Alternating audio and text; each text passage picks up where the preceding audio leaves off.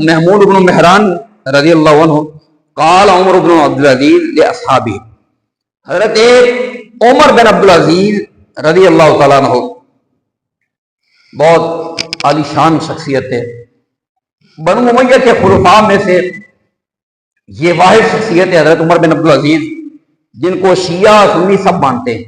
فرمایا دلونی علی احمق الناس، لوگوں میں جو سب سے بڑا احمق ہے نا، بیوقوف سب سے بڑا، مجھے بتاؤ وہ کون ہے؟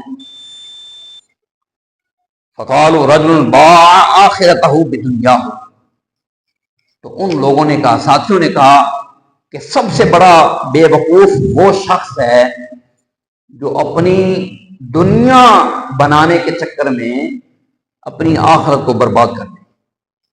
دنیا بنانے کے لیے کوٹھیاں بنگلے جائیدادیں شدادیں، دنیا میں عزت بنانے کے لیے مقام مرتبہ حاصل کرنے کے لیے جو اپنی آخرت برباد کر دے، تو فرمایا وہ سب سے بڑا احمق ہے۔ تو آپ نے فرمایا حضرت عمر نے، فقال عمر افلا انبئکم باحمق منہ، فرمایا یہ بھی بڑا بے وقوف ہے جو دنیا کے چکر میں آخرت برباد کر دے، لیکن جو اس سے بھی بڑا احمق ہے وہ تمہیں بتاؤں، جو ایڈو مطابق ہوتا ہے وہ بتاؤں؟ فقالوا نعم، انہوں نے کہا ہاں بتائیے۔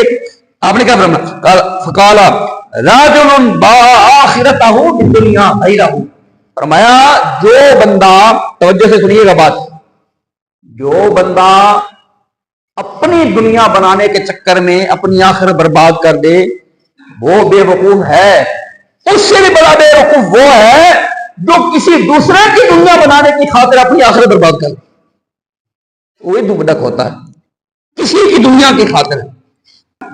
دنیا بھی کسی کی ہے، موتیں کسی کی، کسی کی دنیا کی خاطر، کسی کے اقتدار کی خاطر، کسی کی کرسی کی خاطر، کسی کی دنیا بنانے کی خاطر اپنی آخر برباد کر لے، فرمایا وہ اس سے بھی بڑا احمق۔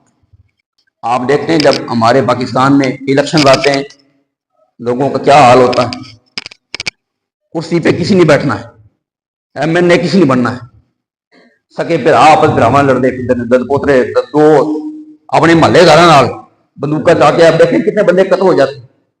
اور کیوں قتل کر رہے ہو بھائی اللہ کے بندے؟